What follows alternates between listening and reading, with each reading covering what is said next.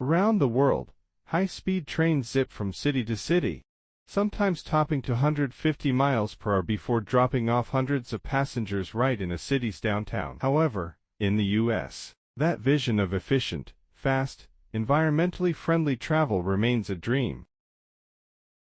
Japan built high-speed trains more than 50 years ago, an engineering marvel then and now. Its bullet trains, a term coined by the Japanese, connect the country's megalopolises with eye-popping levels of efficiency.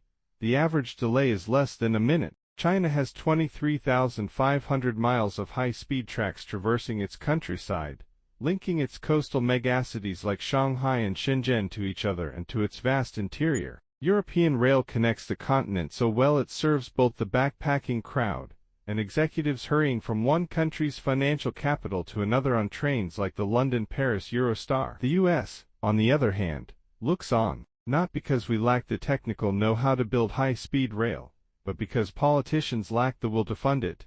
According to Amtrak CEO Stephen Gardner, it's a financial conversation, not a technical one, he told Fortune in an interview. There's not a technical barrier to building high-speed rail, but what you need is political and financial alignment to make the investment. In the U.S., passenger rail is stifled because of its aging infrastructure, a problem only made worse by decades of political disagreements and earlier lobbying from automobile and aviation industries that called for competing investments in their infrastructure. In some stretches of the Northeast Corridor, trains slowed to just 30 miles per hour due to Reconstruction-era tracks. Even $66 billion in federal funding for rail in the 2021 infrastructure package is but a drop in the bucket of what it would take to build high-speed rail. The cost to build such a network across the U.S. would be approximately $4 trillion, according to the Libertarian Cato Institute, which does not support building a passenger rail network on the grounds it would be too expensive. We've got to decide to do it.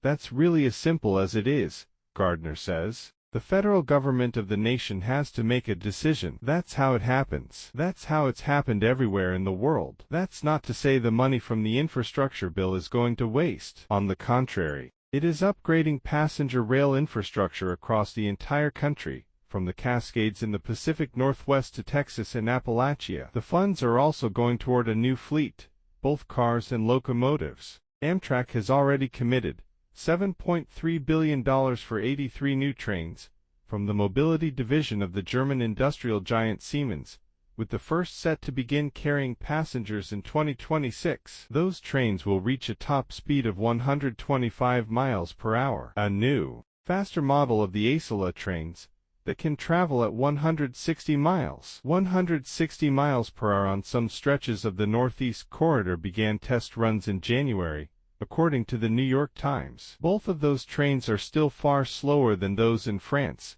Japan, and China, which has the fastest train in the world, clocking in at 286 miles per hour at top speed. In fact, the new U.S. trains may not even reach their own top speeds that often. Winding tracks mean that trains on the Northeast Corridor travel at an average speed between 70 and 80 miles per hour. To enable true high speed, the U.S. would need to build specially designed tracks that are straighter, a project that would take at least 10 years and possibly up to 30, Gardner says. Funding these projects is no small feat, either. Every other high-speed rail network in the world was constructed with massive investments from governments that made it a national priority. Governments often have to subsidize investments in train travel because virtually all rail companies are unprofitable, or at least don't make enough money to regularly fund tens of billions of dollars of capital expenditures. Even China's vaunted rail system is raising fares as its state-owned operator is saddled with $870 billion